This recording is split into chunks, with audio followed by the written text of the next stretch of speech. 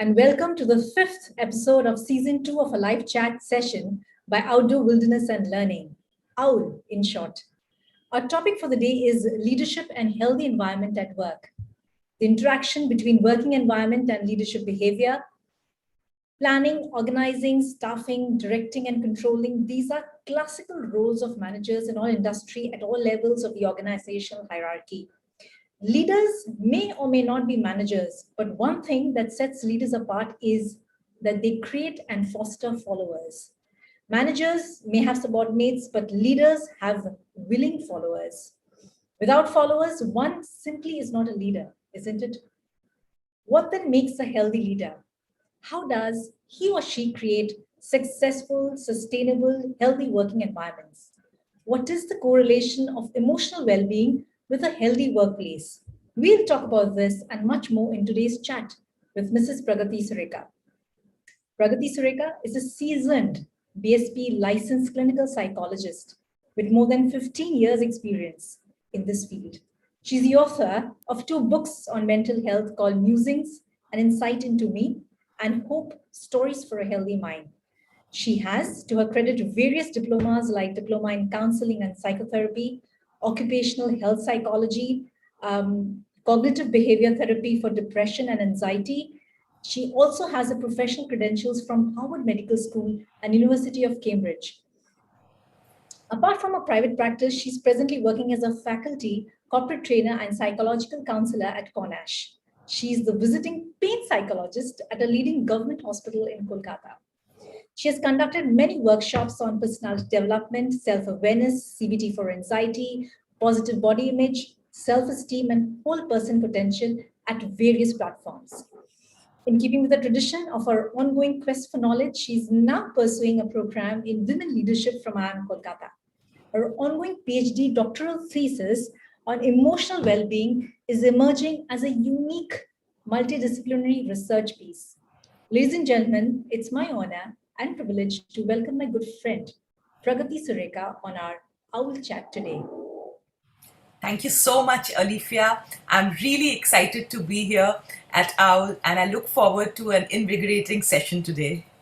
Wonderful. So once again, a very good evening and welcome to our show, Pragati, and thank you for taking time out from your busy schedule to talk to us today. Absolutely. The reason I really like the fact that in these difficult times, especially the pandemic, you are touching on such a pertinent issue of emotional well-being.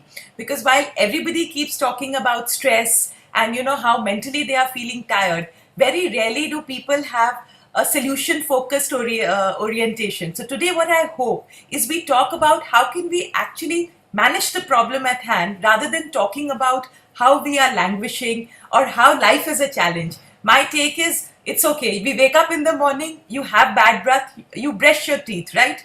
So when you brush your teeth, you are able to let go of the bad breath. So in the same way, if you're stressed out at work or at home, the best way to deal with it is cater to your own emotional well-being. Wonderful. So Pragati, your journey is from a small town, Rourkela, to a rural patriarchal Bihar and then to Kolkata, spanning 3 states. And it does not end there.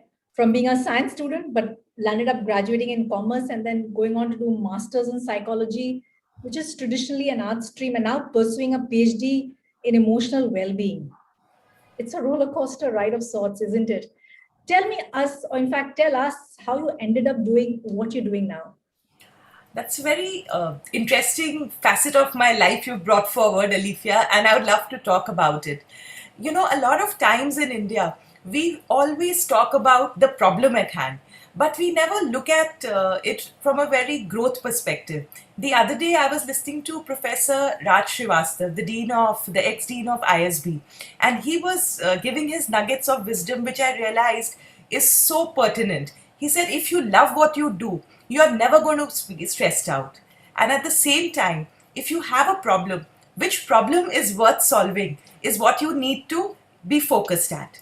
So what I realized in my unique journey, when I was living in rural Orissa, I was very excited. Rourkela and the surrounding areas has a lot of industries.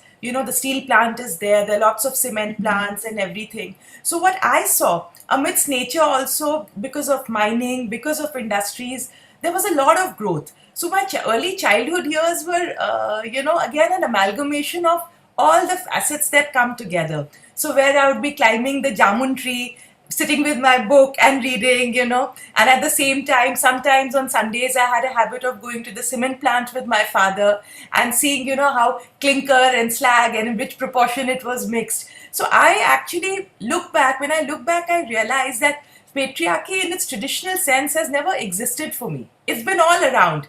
Right. But when you know how to manage it, it's not so bad.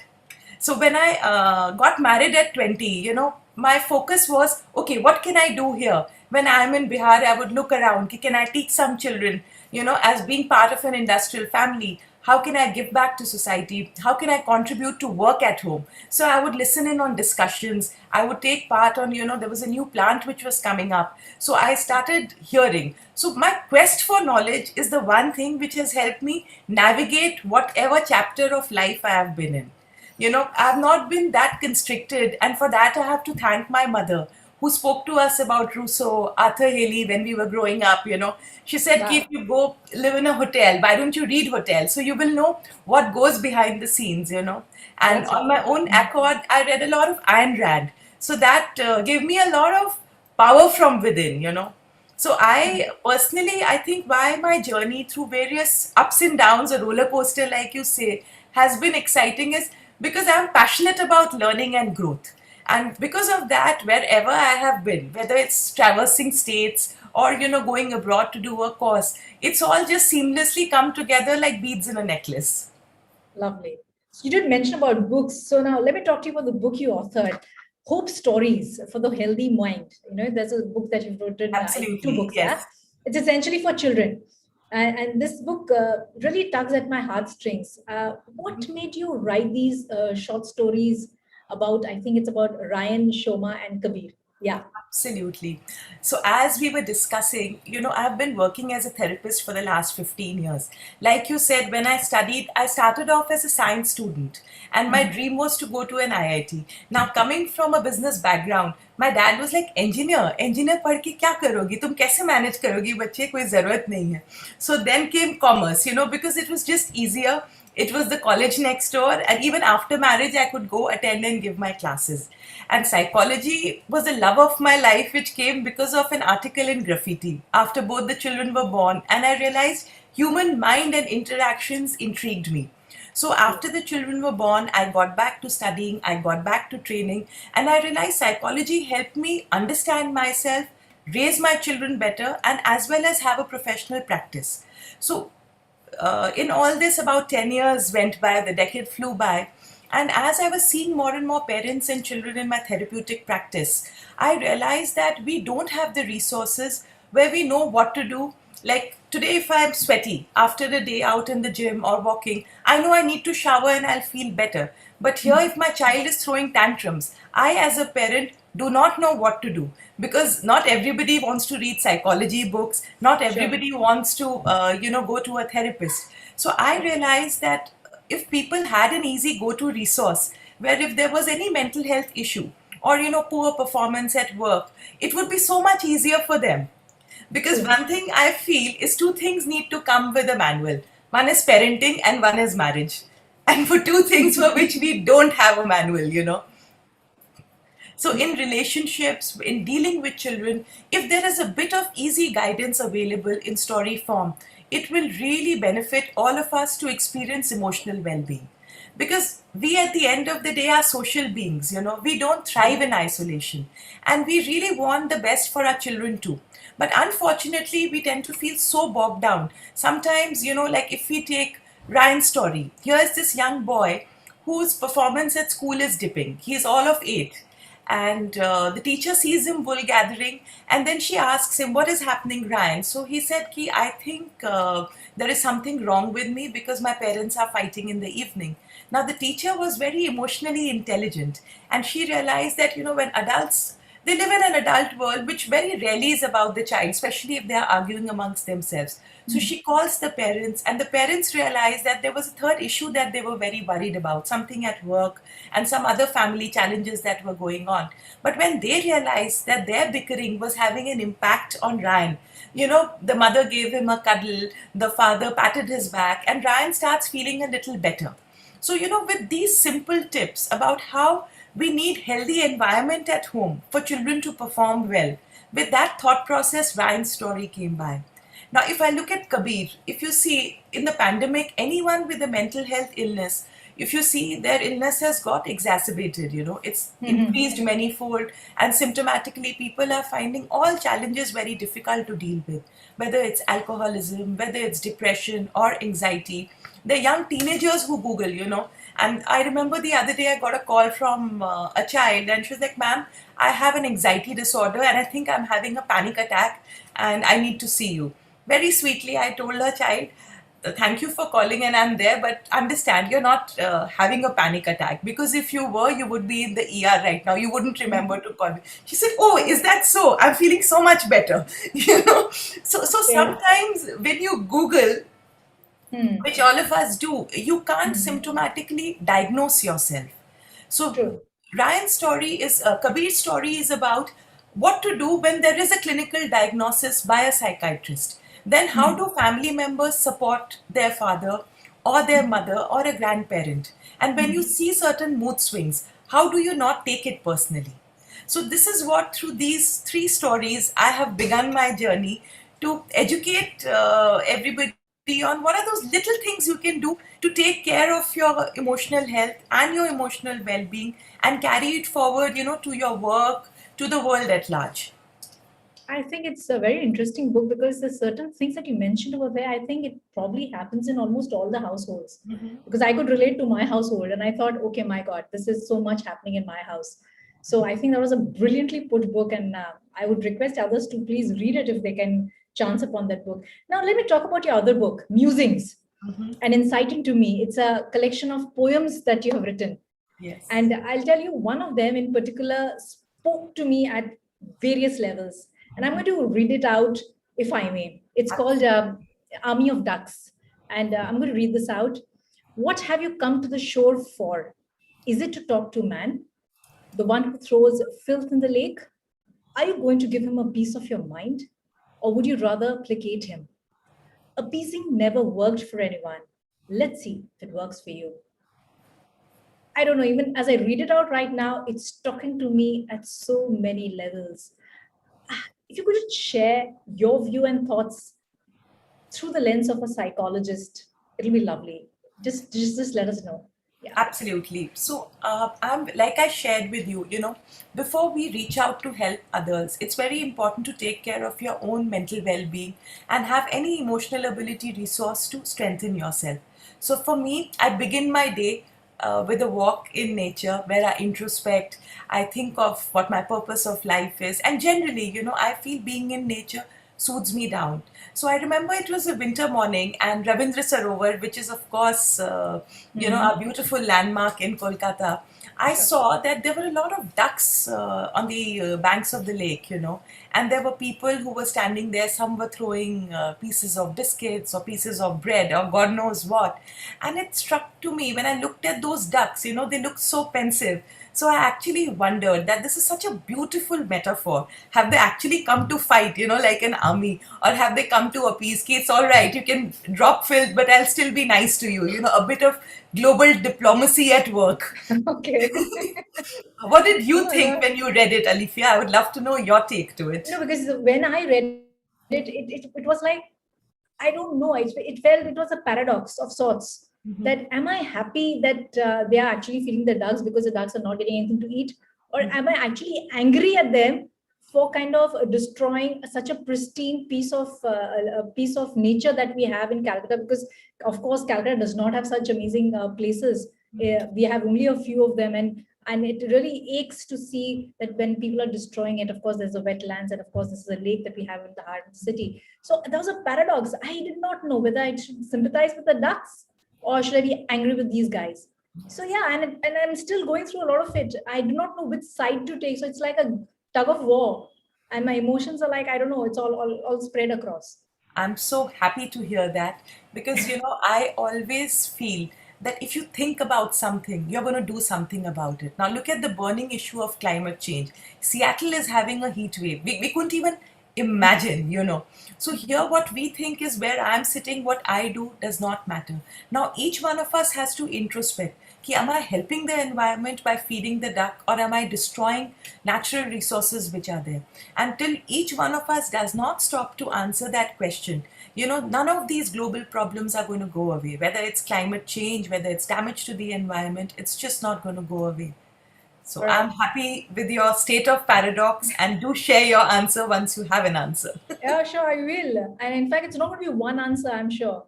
It's going to Yes. change over a period of time. But any which ways. Now, before we continue, viewers, please feel free to post your questions in the YouTube chat. Mrs. Sureka will be happy to take them up towards the end of this program. All right. Now, Pragati, coming to the topic, leadership and healthy environment at work. What makes a healthy leader?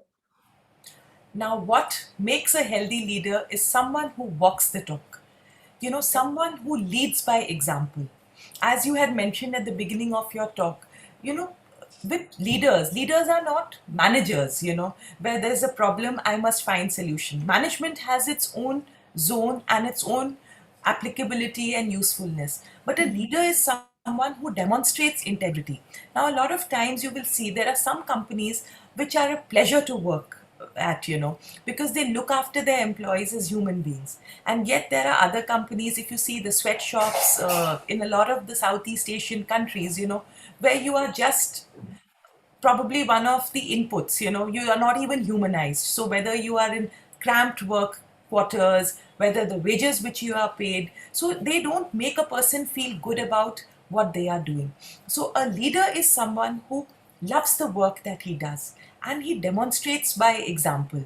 And when people see that somebody has integrity or even the conviction to communicate effectively, if you see, like, even throughout history, whether we look at any leader, Martin Luther King, he brought about such a big change in the entire nation, and we all are impacted, single handedly, racism went down. And if you see the way America functioned changed. Thanks to his endeavors, Barack Obama was the first president in the black president, of USA. So an authentic leader actually communicates effectively what his vision is. Okay, so you think communication or effective communication is a key then to be a good leader, is it? I do think so. All And in right. fact, a lot of times budding your hands together also matters. Like the other day, I was interviewing this very interesting gentleman who now is an organic farmer since the last decade after having been a techie all over the globe. So he had come to India on a World Bank project, and he met an organic farmer. This lady, the kind of work that she was doing, he realized he wanted to do work which made a difference in his own life, where he felt a lot calmer, where he could touch the earth, he could decide what kind of food he was eating. So he sat down with his daily wage earners and he started farming. And he was sharing his expertise and his anecdotes. So he said, the first time when I told these farmers that we are going to try farming without using chemicals, they laughed at me. They thought that I was joking, because it's not there. But he said, I didn't lose heart. How they planted the papayas together, and when they tasted the fruit, they were like, wow. Today Okay. all of them have been there, although attrition is very, very high there, because the government also has schemes now with which they support people to do other kind of work, construction work and all that, which pays a lot more than being a farmhand. But because this gentleman led by example, all his people are still there with him, and life is beautiful, and it's like healthy natural environment at work. Lovely. I think this is a perfect segue to my next question, which is like the best companies to work with. That's the list most people check when they apply for a job, right? In fact, Yes. it's a kind of a gold standard.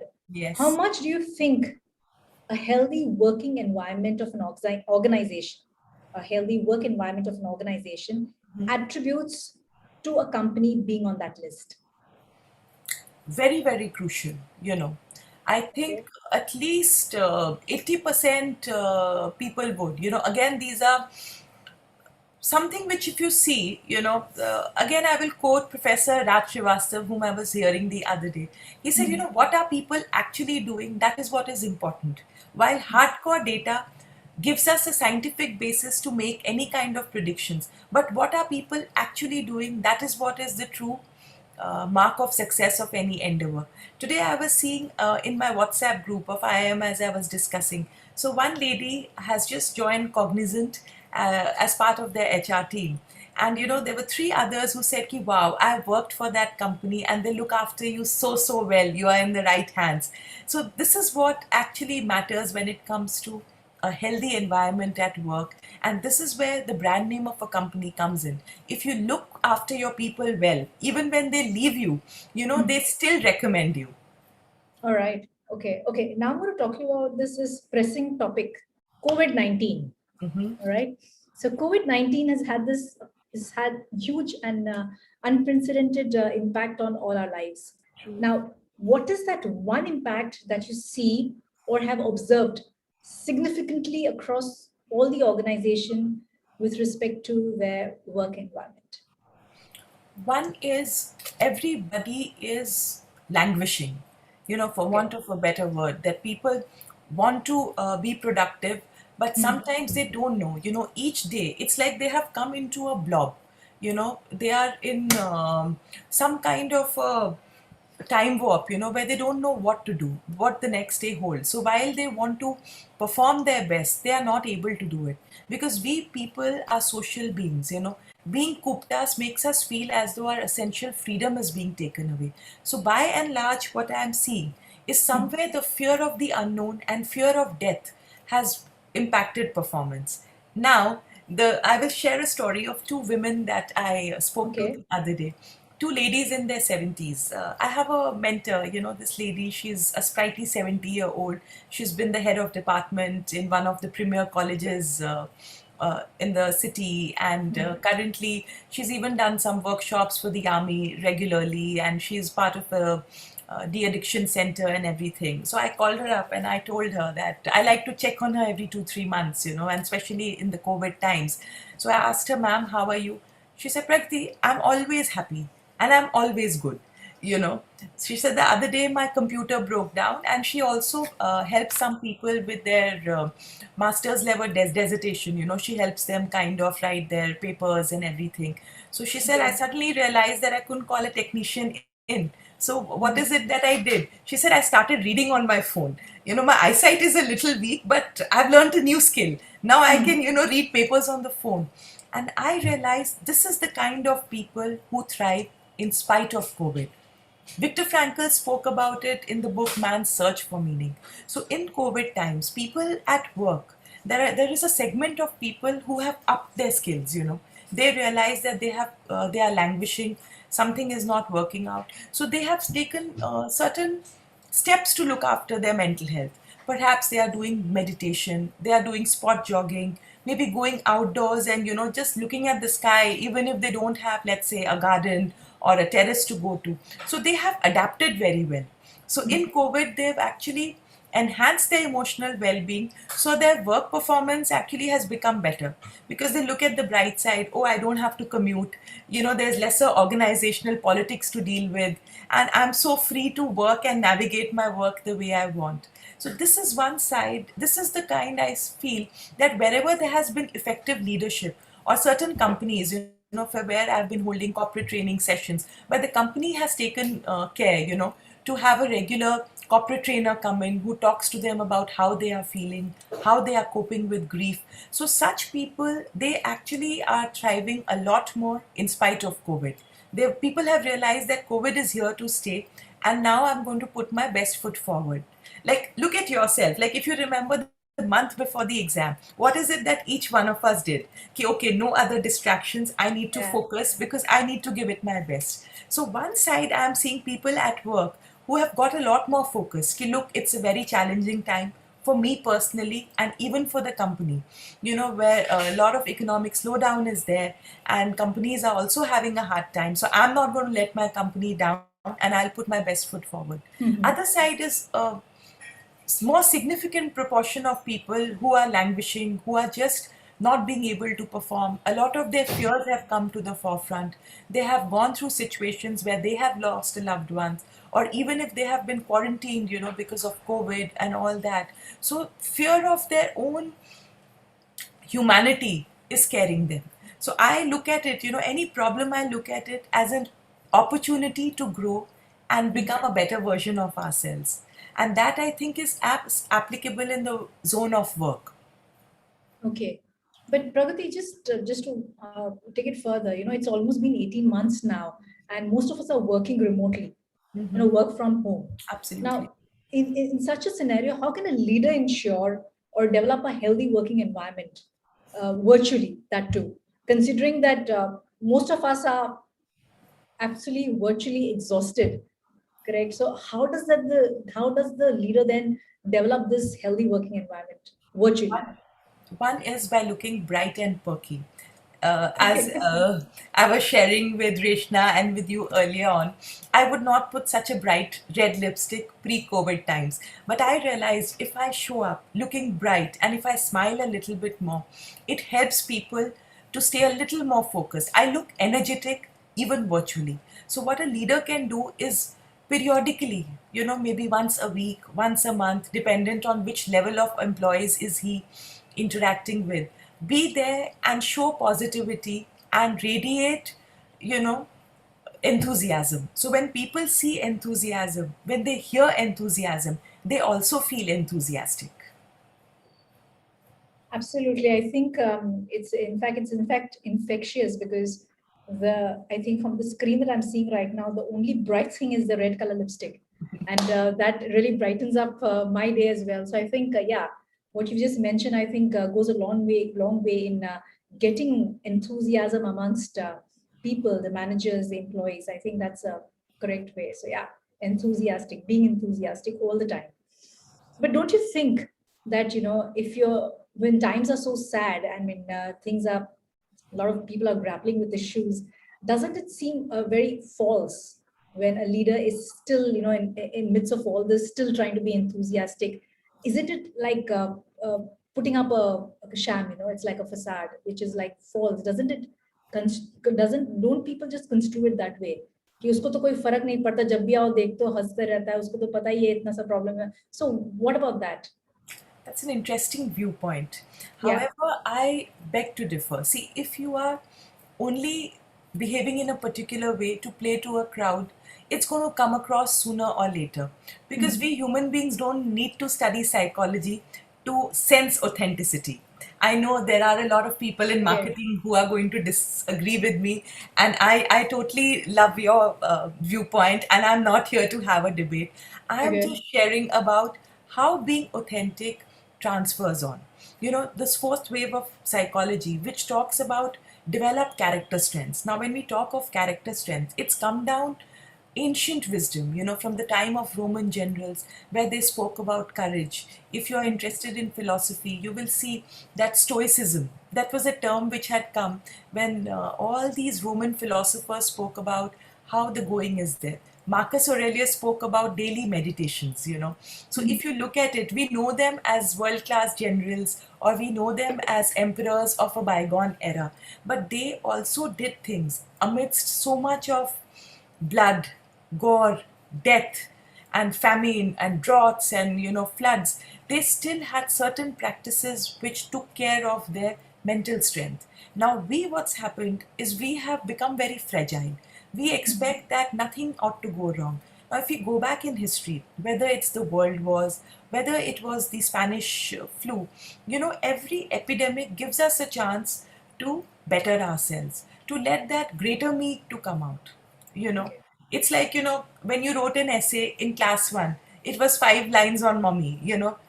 Who is your favorite person on the in the world? Mommy eats this, mommy does this, mommy does that. But today you're so articulate. If you really have to talk about mother, I'm sure you would have a lot more dimensions to it. So how I look at it is, one way is if you're faking it, I'm not so sure how effective it is. In my personal experience and people I see in therapy, I see the ones who fake it are the ones who visit me the maximum, when they realize that, now my back is at the wall and I can't fake it anymore. Because, we do not thrive with a mask. We all are real, authentic people. Human beings, our core is very good and very authentic and genuine. And the more we put it aside now, more we have a lot of hassles in life. So, what I feel is coming back to the point, if you are stoic and if you practice genuine living, like if I have a bad day, what I do is I just take the day off. If I can cancel, if it's really bad, like I have the principle of halt. Hungry, angry, late, tired. Take a pause. Okay. You know, Interesting. Yeah. so Okay. you halt. So I Mm. feel that if you can do it, you're human at the end of the day. If you realize that today I'm just sad because of what I'm seeing on TV, or I've lost a loved one, or I just am fearful of for somebody in my life, I remember one of my corporate trainings was happening, and that time my dad had a little bit of ill health. And I Mhm. was very scared, those days with a mild fever, though he was not COVID positive, but he had this mild low grade fever which was not going away. His RT-PC test was coming negative. So I was very scared, and I was like, should I cancel? What if I goof up in the middle of the session, because these Mm. tests are planned. And with COVID, especially with the elderly and with comorbidities, this is spelled like disaster.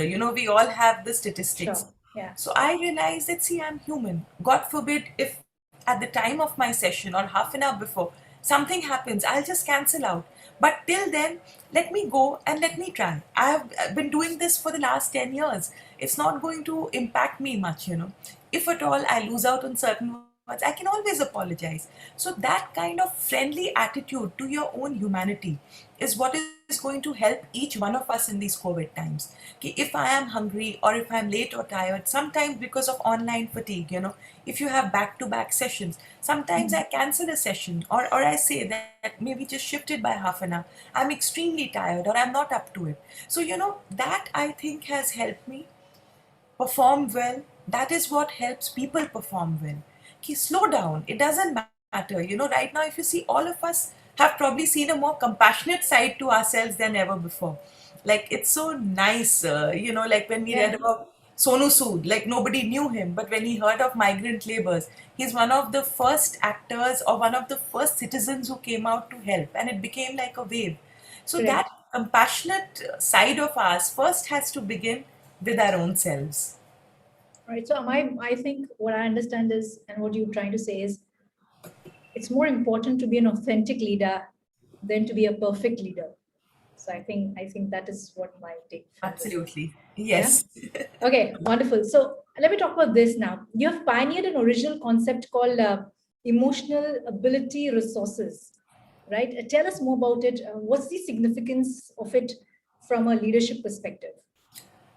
Emotional ability resource is just, its tagline is have an issue, give ear to it. Ear means listen. All right. Because most of the time with us, what happens is we have an ostrich like approach to problems, And Mm-hmm. especially if a leader has that, you see that time, that team is bickering with each other. Let me just not look into it. It's like survival of the fittest, whoever can. It doesn't work. If you see overall the team morale goes down, it invariably seeps into other teams, and it doesn't work at all. So here what happens is whenever there is an issue, you need to stop and listen. And after that, you need to see what is it that you need to do internally and what is it that you need to do externally to deal with the solution. Now, when you are a leader in an organization, what you need to do is first analyze at your management level with your top management, what is our organizational culture? How is it that we have teams relate to each other? Is it that we are pitting one person against the other? What is our overall vision? Like Walt Disney, he always said that we are in the business of happiness. So he always had a set of core values, because why he had it is when there is safety, there is happiness. So people knew that if, let's say, somebody is screaming and you are attending to a guest and giving directions, so safety was a more core value. So the person knew that first I need to say excuse me and go and help out. Okay, what is this kind of a problem which is happening? So what leaders need to do is internally first introspect, what are their core values, what does the organization stand for? So when people know that, the whole organization is on a focused path. They know that which is the way forward. It's like a guiding light. A value is nothing but like a guiding light forward. It tells us where are we headed. Next, externally, they have to see which people need help. Is it at the team level, like at the middle management level? Or is it that, how is it that there are certain people who are struggling? Like the other day when I was doing a program, the HR told me, is Pragati, I want you to begin with a session on grief. Because, as an HR consultant, whoever is having a death is coming to me. So I am listening, but I am so exhausted because I am not trained as a grief counselor and I'm not able to manage. While I have not personally experienced a death, I realize I can't listen to another person. Now, if the leadership was talking from an ER perspective, they would know that I immediately need to get a trained clinical psychologist or someone, you know, trained in grief counseling to help my HR, because otherwise my HR department is not equipped. While they can handle people, they are not going to be able to deal with the trauma of listening to so many grief stories. So with EAR, people know internally, externally, and at what levels what initiatives need to come in. And there may be one person who probably is really suffering. Then, with EAR, the person knows ki, okay, this person needs a break for 1 hour. Sorry, 1 hour, give him a break. This person needs a break for 1 week because, this is, he has lost a loved one. Or this person needs counseling because anxiety or depression symptoms are coming in this person. And, he's a valuable person and a part of the company. So we need to get an external agency to handle him. Sometimes what could be done is, we realize that exercise is not an option. Like I see, a dear friend of mine is a dancer. So at one of the accountancy firm, they have something called Zumba in the morning for all their employees. So what happens is people don't even have to make that attempt to go out. So when companies do these kind of things, people look after their physical health, they are smiling with each other, and it's a more fun team building activity in such times.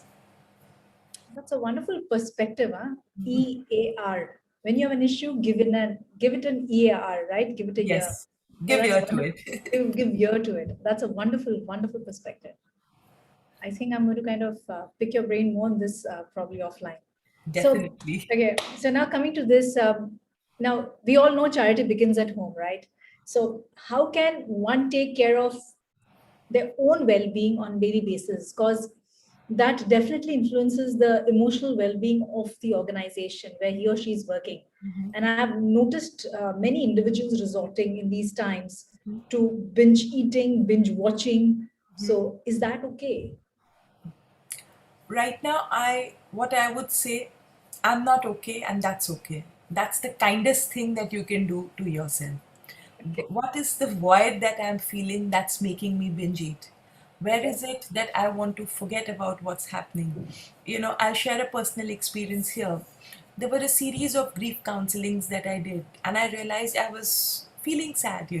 Much as we Mhm. say transference doesn't have to come in, and of course it doesn't, but how is it that I will pour from an empty cup?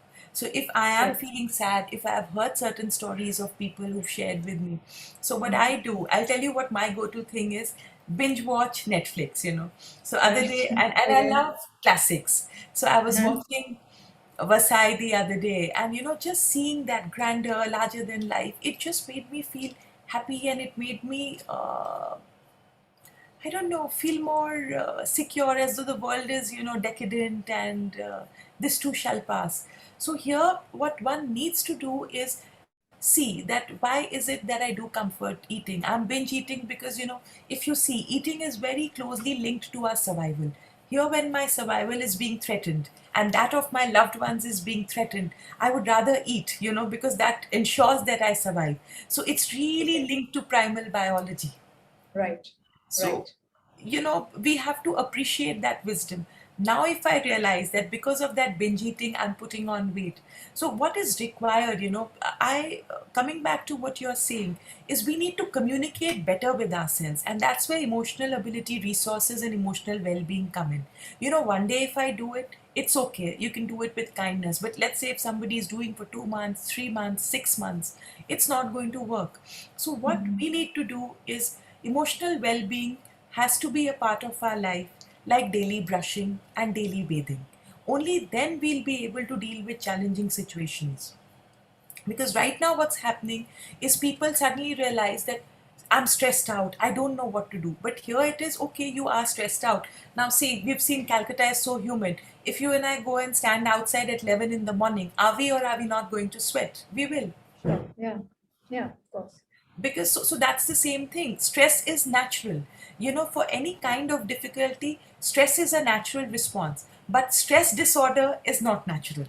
When your work suffers, when your relationship suffers, or you personally suffer, that's when you realize this stress is not working for me.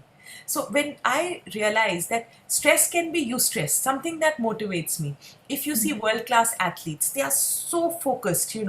It's literally like, a panther or something. I was watching Usain Bolt run the other day. It's like that focus you see, it's there in every muscle of his body. So that stress works like eustress for him, because that focus comes in.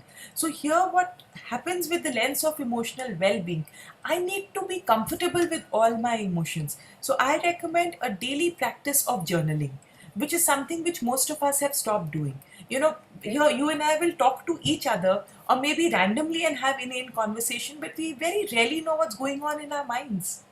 Of course. Yeah. Of course. Yeah. So again, coming to a very basic example, when you go to shower, do you close your eyes and shower? No. Obviously, we don't, because you want to see, do I have a smattering of dirt here? If is there something on my nose? We want to check and then we want to shower accordingly. But if you Right. see, when it comes to our mental health, we think कि अपने आप stress गायब हो जाएगा, अपने आप anxiety नहीं होगी. कैसे नहीं होगी? But here it is like I have to first write it down. So I know what is my concern for today. Ki what went well today? What did not go well today? What can I do about it? What is it that I need to let go? So if I do it on a daily basis with journaling, I am very much clued into my emotions. So then I'm able to decide how I want to feel. If I realize, okay, I shared the example of watching something on Netflix. If I realize that I'm drained out, so I realize, okay, I need to go into a happier space. On a normal day, maybe I may have gone out for a coffee with a friend. I may have shared a laugh. Right now, that's not possible. So I realize the next best thing is to sit down and watch TV, and it'll make me feel better. Because I love historical. So each one of us has to know what works for us to go into that positive affect. So that's not fake. That's a bit like, wiping off the smudge from your nose. If you smudged it, you can always wipe it off. But if you True. pretend that no, it's not there, you will never dust off the cobwebs from our mind. Now, in COVID, what's happened is most of us have not dusted the cobwebs inside our mind for years and years and years. Whenever there has been a challenge, we've just distracted ourselves. Oh, go to the mall, pick up something, just go out, and forget about it, it'll go away. How will it go away? You need to clean it on a daily basis. So, daily journaling is going to give you an avenue to practice emotional well being, not as rocket science, but something as basic as brushing your teeth. Second is breath management. There are a lot of good books on it, and just the practice of watching our breath, and deep breathing to whatever guided visualization we like, or just practicing the pause every hour. 10 deep breaths like this just anchors us into ourselves. And when our breathing slows down, we feel well, we feel a lot calmer. So these are two emotional ability resources which I see work for all of us, irrespective of age, irrespective of challenges that we are going through. Wow. I think listening to you already is making me feel better. I don't know how it's making me feel better. And I Thank love you so this, much. about when you said that it's okay to not feel okay. I think that's so huge. I mean, that's really deep. It's okay not to be feel okay. Lovely. Okay, now I'm going to ask you something which is a little different. It's a little different. I'm going to segue into another topic, and it's about women in workplace. So talking about women in workplace, they often feel deprived or are not able to be or are not confident enough to kind of negotiate for a better pay package, just as an example I'm giving you, for the fear of being judged or being money minded. Now, in that case, how does a leader tackle this so that every gender feels safe and feels safe and secure to kind of voice their opinion? That's a very interesting question. One is by acknowledging that yes, women are bad negotiators, and if there are women in his team, they may not negotiate as well as their male counterparts. Now, whether you look at the acting industry, whether you look at engineers, whether you look at software engineers, there is usually a pay disparity. And what a leader can do is first acknowledge it. Remember, you and I were talking about patriarchy earlier on. You Right, know?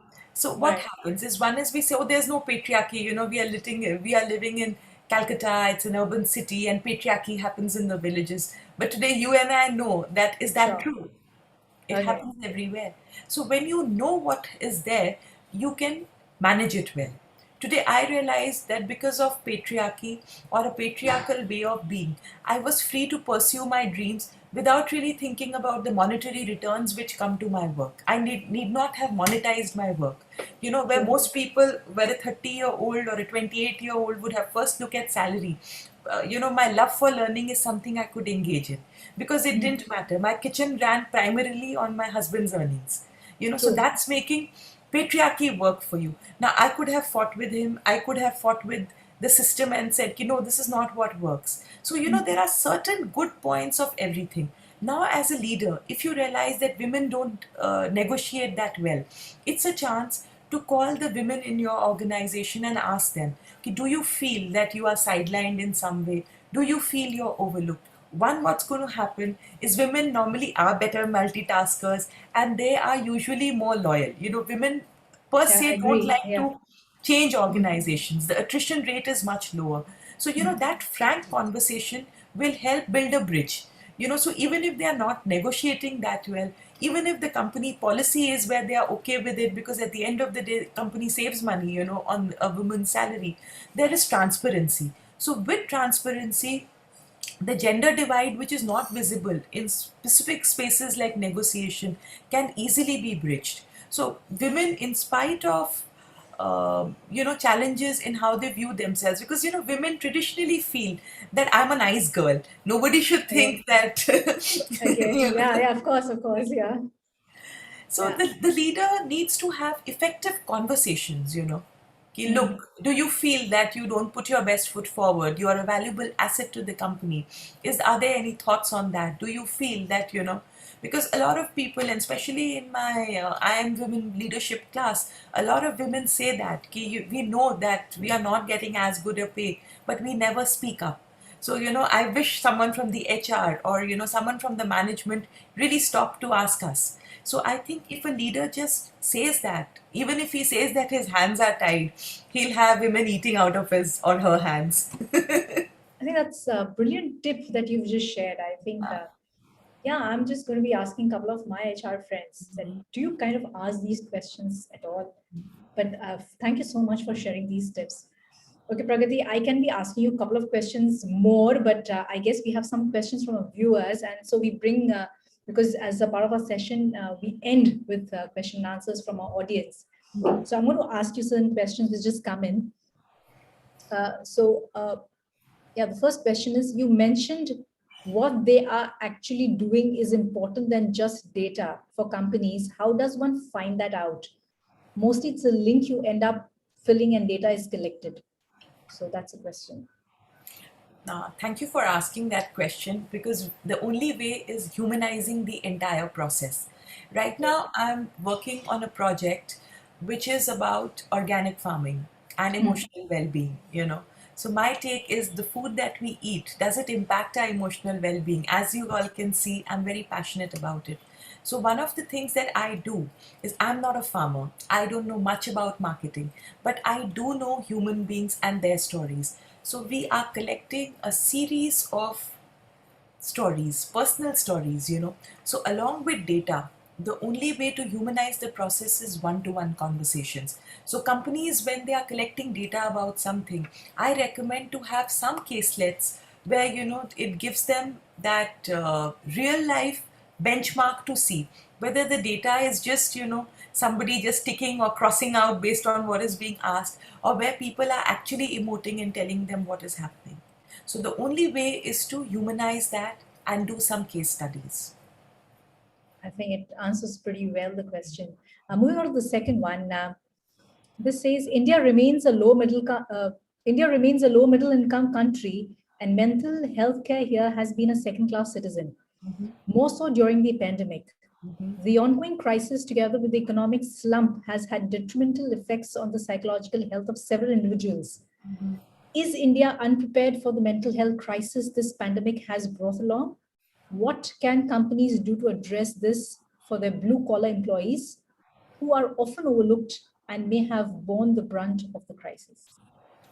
I think that's a very pertinent question. One is yes, we don't have any initiatives, we don't have any, healthcare which supports mental health. Therapy is still considered a lot more expensive and time consuming. So, what needs to be done? If you see, in certain parts of the country, already initiatives are being done. I'm part of this Equitable Health Access Consortium where a lot of hospitals, a lot of education, and a lot of NGOs are trying to uplift the lowest levels of society by teaching them about vocation, by giving basic health care, and also understanding that education forms an integral part. Where I come in with them is, that with any health initiative, there has to be a mental health initiative. See, like today, you and I are talking about it. Today, you are a forum where you talk about learning, outdoor wilderness. So, the only way forward is whether it's blue collar, whether it's white collar, whether it's the top tier CEOs or the higher echelons of the management, mental health has to be there at every level. For the blue collar, there have to be people who can speak in their vernacular language, the language that they are most comfortable with, and deal with it. I will share one story of a very learned counselor. He's based in Vellore, and when the tsunami hit down south in Madras, so the government had put up all these relief camps, and there was food which was going in, and everybody was helping out. He said, when I went there were these fishermen who were there, and he said these guys have a lot of respect. So when I went, I was told that these guys actually, are not very receptive to counseling, and doctor, please be mindful of it. They'll refuse. He says, no problem. Let me give it a try. He had gone with about 100 of his counselors. He said, when I reached, I knocked on the hut, the makeshift hut. The guy said, please come in. You are the first person who's given us the respect of asking our permission to come in. What is it that you want us to tell you? So Wow. that basic respect, that unconditional positive regard, I have done a lot of sessions with the blue collar, and I've seen just empathy if we give them, or just that basic respect when we give them now, they are willing to work at their problems. We were discussing about this government hospital where I work, and I still remember. So here, ESI is essentially where the fourth level wage earners, their family members come. I remember one lady had come with chronic knee pain issues, and she was recommended to me by the orthopedic because it was not going away. So I asked her कि आप कैसे हैं? She said सब कुछ दिया हुआ है भगवान का. छोटे से जगह रहते, 4 लड़कियां शादी कर ली, 3,000 रुपया कमाते हैं, सब कुछ हो जाता है, बस नमाज नहीं पढ़ पाते हैं, हमको यही दिक्कत है. And I learnt my lesson in humility that day. कि here we talk of, what figures, and here this woman has it down pat on what is required to be Wow. happy. Ma, that was so profound. I mean, seriously, thank you for sharing this. Yes. And somewhere even it somewhere it rings bell in my head also. Probably, yeah. All right. Moving on to the next question. India is ranked 139 out of 149 countries in the latest happiness index. In various reports, people around the country have reported being anxious and fearful of losing their loved ones to COVID-19. Why aren't we a happy lot? Basic thing. Why aren't we a happy lot? What's stopping us from being happy? Because we are aping the West. We are a country with very rich psycho-spiritual tradition. We thrive in unity in diversity. But if you see now, we are busy dividing ourselves. the rich versus the poor, the interests you have in music, and we have stopped internalizing anything. We are just externalizing ourselves. Foreign vacations, expensive education. We have stopped being satisfied with what is available in the neighborhood. So I'm so glad, like when you talked of my journey of rural Orissa, Bihar, and here, where I did my MA in Masters from IGNU, from my neighborhood college, because I said, with all my fancy degrees, I really want to know how is it that a person who does not have much of exposure to academics, how does this person thrive with 6,000 rupee tuition? That's the cost of an IGNU Hmm. master's program, 6,500 rupees. That's And it? has been, that's it. And Okay. that's inclusive of the study material, by the way, for the year. That's a masterclass for me now. Yes, yes. So I realized that, why is it that that is bad, and why is it that a premier institute is the only one which can teach me knowledge? So we Indians are not happy because, we are chasing red herrings. We are never happy with the birds in hand. And we have stopped growing spiritually. We have just pushed it aside. We use it as absolutely like a trade off. God, I'm very sad, so I'm going to reach out to you. Meditation, this is a relaxing week, so I'll meditate a little bit. Otherwise, I'm too busy. So, what is spirituality? It's the nature of my relationship with the most important person, which can only be my own self. Most of us are not comfortable in our own skin. We are either, trying to shed weight. I should be 300 grams lighter. I was actually at a party and I've Yeah. had a friend say that to me, I think I put Okay. on 300 grams, and I was like, really, there are people dying of hunger. And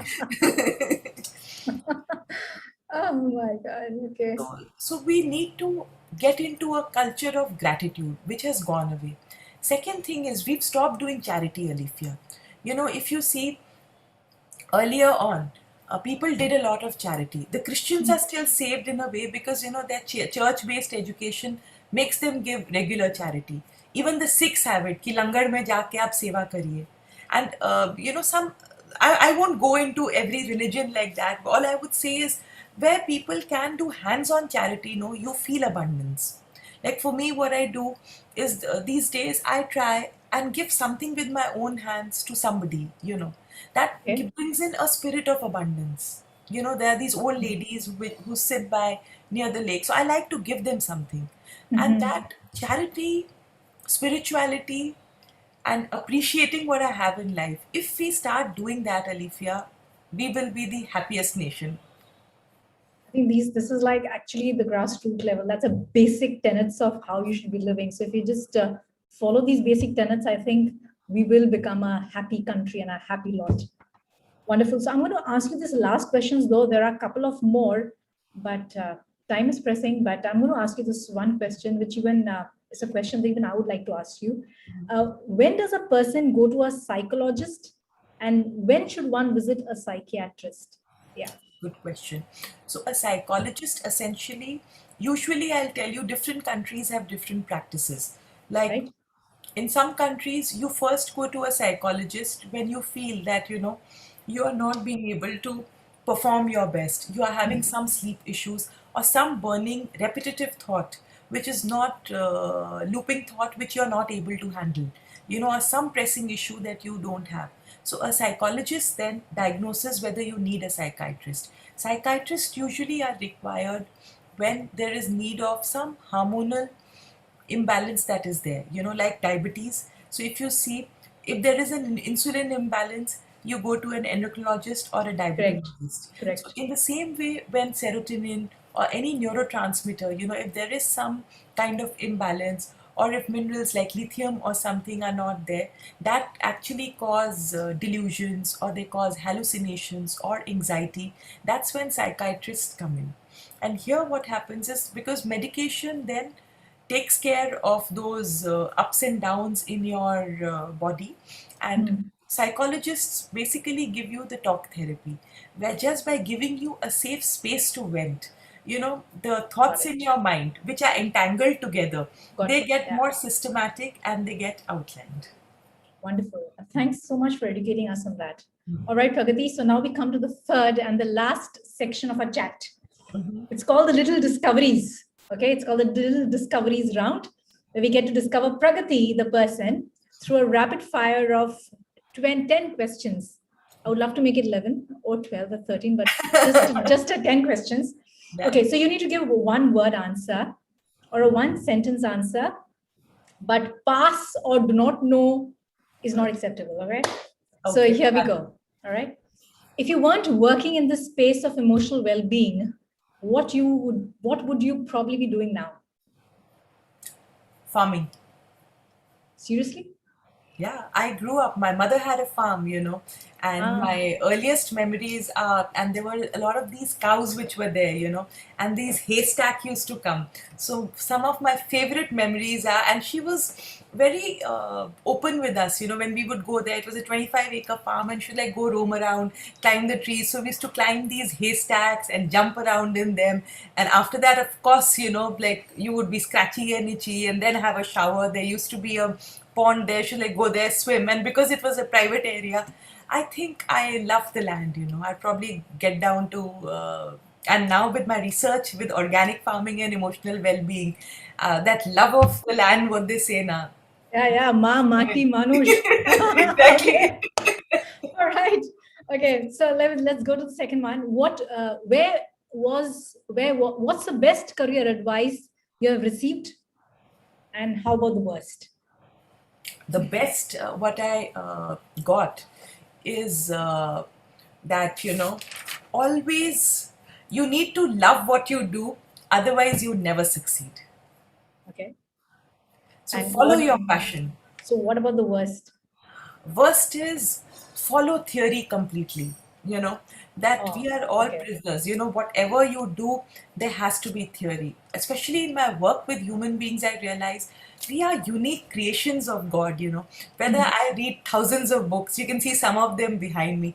Every human being knows his problem the best. I may do my doctorate, I may do postdoctorate, but today, if you have a problem, you know it better than me.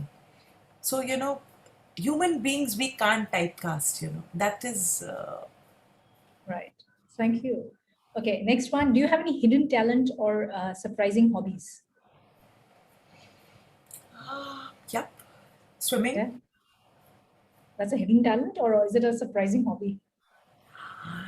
It's a hidden talent, Okay, Again, when I went back, I remember as a child, when I was in class 11th or 12th, I used to swim locally, in the local okay, club. So I probably okay. would have liked to pursue it further. All right, sure. Okay, so what is this lesson that you have learned from your biggest failure? Okay, there is time and place for everything. Okay, Like, I remember my biggest failure was my first counseling case that I can think of. Here, I had done my diploma, and I go and okay. sit down with this girl, and I started asking her, I know you said one line answer, so should I give you the anecdote or. Yes, please go ahead. I'd love to hear that. Okay, So, we are taught that when somebody comes, you sit with your pen and pad and you nod your head and you write down on the side. And here I was very excited. Huh? okay, And this girl came in and I asked her name. Then I asked her age. Then I was like, which company do you work for? She said, Maersk. And for a minute I said, excuse me? She said, Maersk. So that time I didn't know it was a logistics company. So maybe I thought for a minute. She said, "Excuse me, can you get me a more experienced counselor? I don't think I want to talk to you."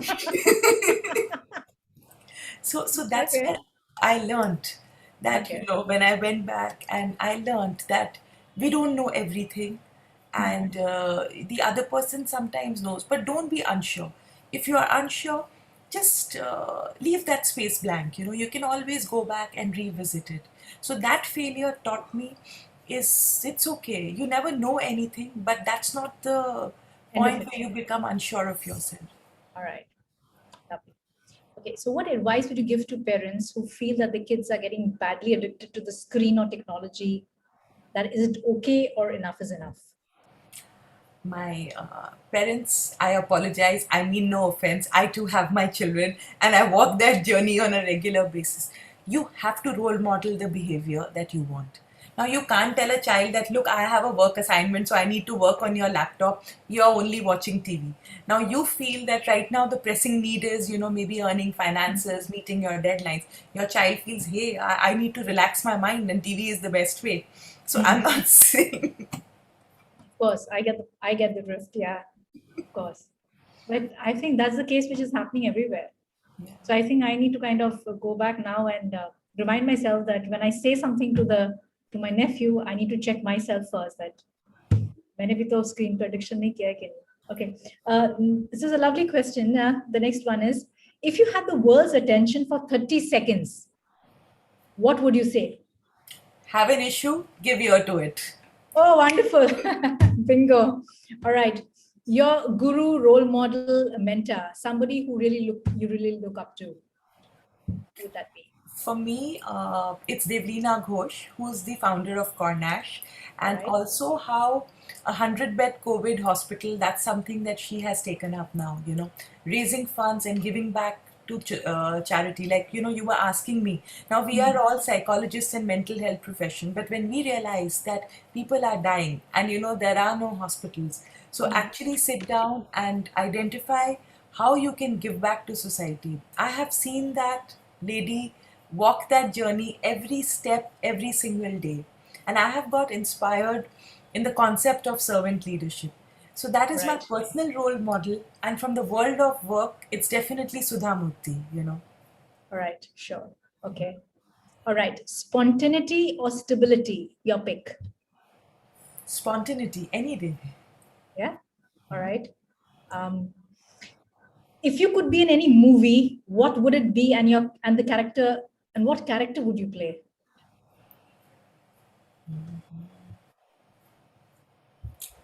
That's an interesting one, actually. And other day I was watching this, maybe Victoria. I was watching Victoria and Albert, and I saw this young girl from the age of 17 or Uh-huh. 18, when she takes over as the queen.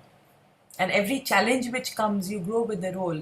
So definitely, whatever role is given to you, how you prepare yourself for that task and accept it with grace. All right. Maybe I will watch that movie that you're recommending because I've not seen it. But Yes. definitely, I will. Okay, so I'm going to ask you, of course, a travel question. All right. Okay. Alifiya. Of course. Okay. The first place on the bucket list that you would want to travel when things open up. I would love to go to Canada. Canada. Yes. All right. Okay. Any particular reason why? It's very beautiful. And also, my son is in Boston currently. I haven't seen him for 7, 8 months now. So, Right. I would love to visit Toronto and then definitely meet him course. too. Sure. I think that's a very plausible answer. All right. So, and with that, we come to the end of our talk for today. It was an absolute delight, Pragati, listening to you. And thank you so much for gracing our chat show. We wish you good health and hope to see you extremely and very soon. Thank you so much. It was really nice coming here and I've really enjoyed the chat. I think the hour has flown by, Alifiya. I've really had a good time. Thank you so much. Thank you. Thank you. We were talking to Pragati Sureka, author, evangelist, academist, and a clinical psychologist. Thank you for watching today's session brought to you by OWL. Stay tuned for more such meaningful sessions from Outdoor Wilderness and Learning. Until the next episode, stay healthy, stay safe. This is your OWL host, Alifiya Calcuttawala, wishing you goodbye.